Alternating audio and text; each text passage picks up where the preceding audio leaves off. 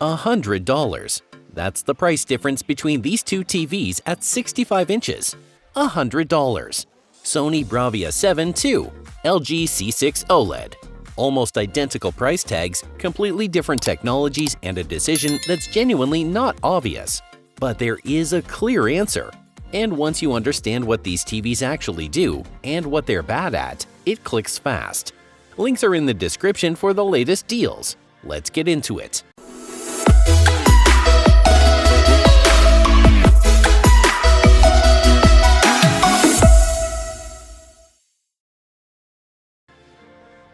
What you're actually choosing between. Before the specs, understand what's different at the core level. The Sony Bravia 7 II is Sony's first mid-range true RGB TV. Like its bigger sibling, the Bravia 9 II, the backlight uses individual red, green, and blue LEDs instead of white LEDs with color filters. Sony notoriously keeps exact dimming zone counts locked down, but the 65-inch model utilizes their new True RGB Backlight Master Drive Pro architecture to deliver unprecedented precision for a mid-range display. Peak brightness hits 2000 nits. The 75-inch and larger models push to 2500 nits. Sony also added its X-Wide Angle Pro technology to address the viewing angle weakness that mini LED panels have always had. The LG C6 is where it gets interesting, and where most buyers don't realize they're making a hidden choice. The LG C6 is actually two different TVs this year. The 42 to 65-inch models use LG's standard OLED panel. Excellent technology, but not the brand new stuff. The 77 and 83-inch models have been rebranded as the LG C6H, and they use the same primary RGB Tandem 2.0 panel as the flagship G6. That's a meaningful upgrade. So if you're buying 65 inches, which is what most people compare, you're getting standard OLED on the LG side, stunning black levels, true OLED per pixel control, but significantly lower brightness than the Bravia 7 II. TechRadar measured the 65-inch C6 at 1438 nits peak and just 245 nits full screen in filmmaker mode. The Bravia 7 II comes in around double that at full screen. That gap matters. Here's where. Brightness. The gap is real and it affects your daily life. Let's be direct. In a bright living room, and most living rooms are, the Sony Bravia 7 II is a fundamentally different viewing experience than the LG C6. TechRadar tested the Bravia 7 II's brightness above 2078 nits in a 10% window. Full screen, the advantage over the C6 is close to double. That's not marginal. That's the difference between a picture that fights your ambient light and one that owns the room. The LG C6 at 245 nits full screen is competitive for an OLED. It's 25% brighter than the C5 it replaced, a real improvement. But those are still OLED numbers. They're inherently limited by the thermal physics of the panel. The moment your living room gets afternoon sun, or you're watching the game with overhead lights on, the Bravia 7 II punches harder, consistently. And there's one more factor here that reviewers keep raising. The LG C6 still has a glossy reflective screen. TechRadar specifically called out the C6's distracting reflections as a weakness. Well, the Bravia 7 II doesn't have the flagship anti-glare coating of its older sibling.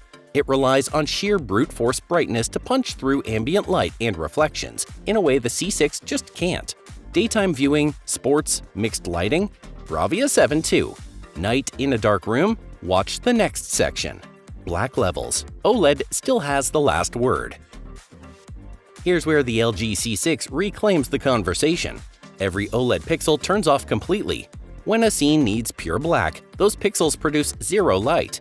The depth in dark scenes, the dimensionality of shadows, the way light sources pop against genuine darkness, that's not something even the best mini LED architecture can fully replicate.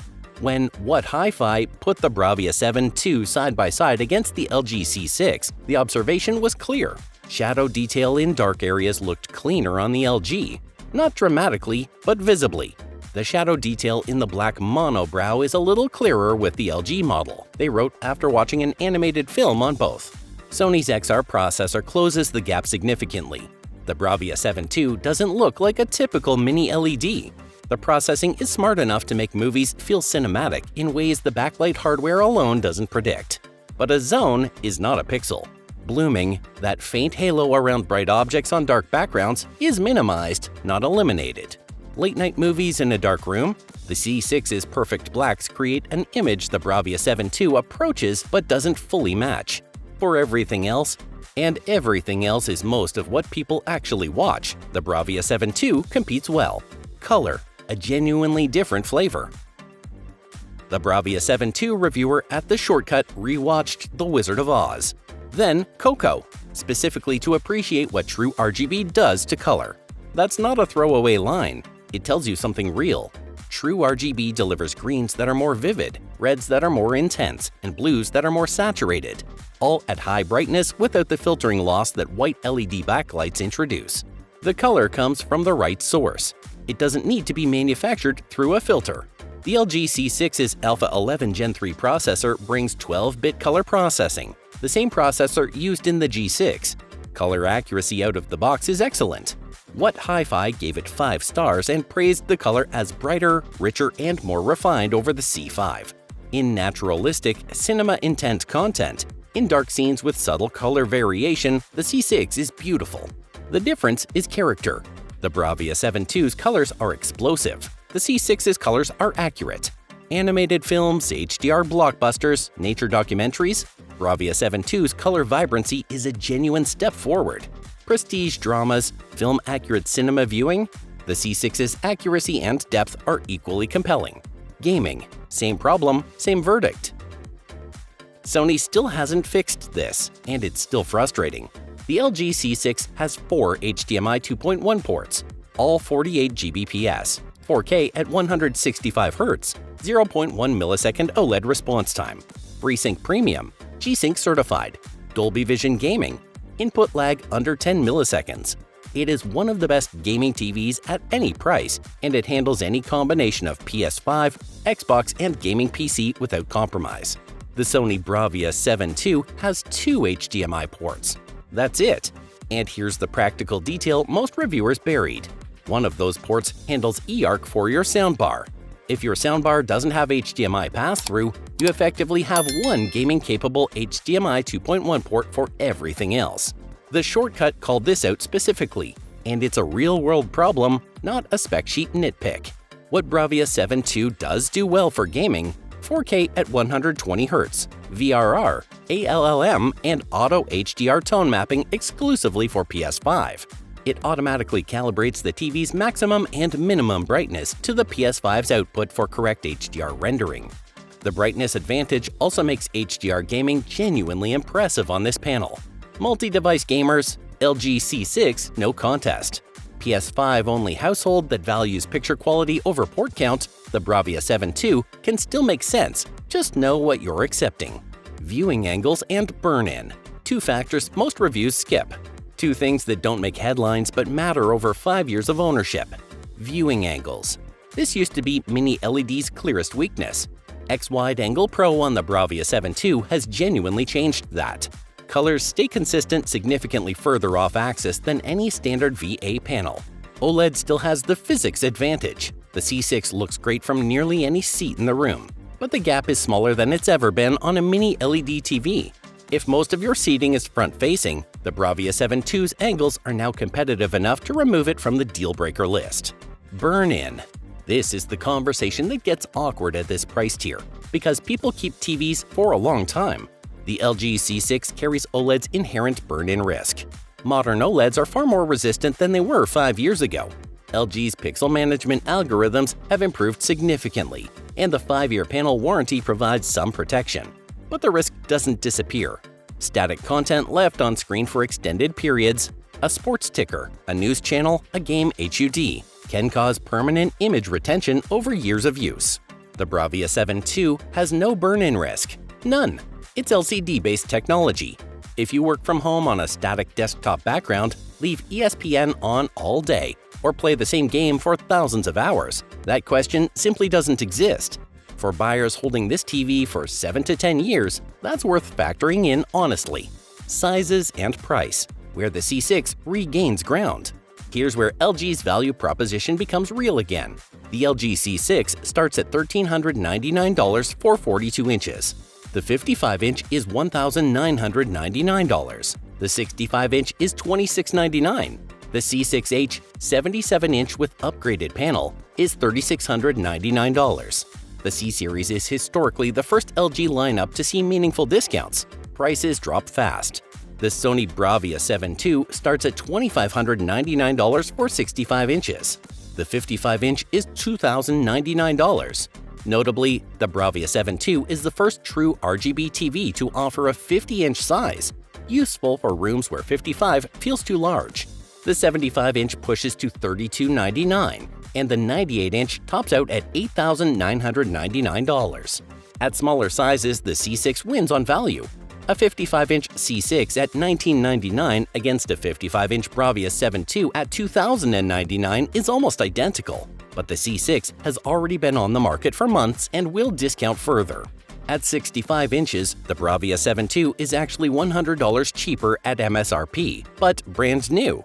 Wait a few months and the C6 will likely be cheaper. Smaller sizes on a budget, the C6's value is hard to beat. Larger sizes where you want more brightness, the Bravia 7 II earns its premium. Who should buy the LG C6? Get the C6 if you watch in a dim or controlled light room and black levels are what makes cinema feel like cinema to you. OLED's perfect blacks are still the benchmark that no mini LED TV at this price fully matches. Get it if you're a gamer with multiple devices. 4 HDMI 2.1 ports, 165 Hz, 0.1 millisecond response time. The gaming specification at this price tier is unmatched. Get it if you're on the smaller end of sizes. The 42 and 48-inch models have no mini LED competition at their price. And the 55-inch C6 is one of the best value OLEDs ever made. Get it if you understand and accept the burn-in nuance, or simply don't use your TV in patterns that risk it. Who should buy the Sony Bravia 7 II? Get the Bravia 7 II if your living room gets real light. The brightness advantage over any standard WOLED is visible, meaningful, and consistent. It's not a lab stat. You feel it. Get it if you care about color vibrancy over color accuracy. True RGB breathing new life into animated films and HDR content is not hyperbole. Reviewers rewatched their favorites specifically to see the difference. Get it if you worry about burn-in. Static content, long gaming sessions, leaving channels on. The question simply doesn't apply to this TV. Get it if you're a PS5 household and want the best possible HDR picture for console gaming. Auto HDR tone mapping combined with this level of brightness is a genuinely excellent pairing. Get it if you need a 50-inch. No other true RGB TV currently ships at that size. The bottom line: the clear winner isn't the same for everyone, but it's clear once you know yourself. Bright room, color enthusiast, burn-in concern, or PS5 household, the Bravia 7 II is the more practical, future-proof choice for how most people actually live with a TV. Dark room, serious gamer with multiple devices, or buying at a smaller size on a budget? The LG C6 is still one of the best TVs ever made at this price. $100 apart. Completely different answers depending on the room you're putting it in. Know your room. Know how you watch. The answer follows. Links for both are in the description. Keep it valid.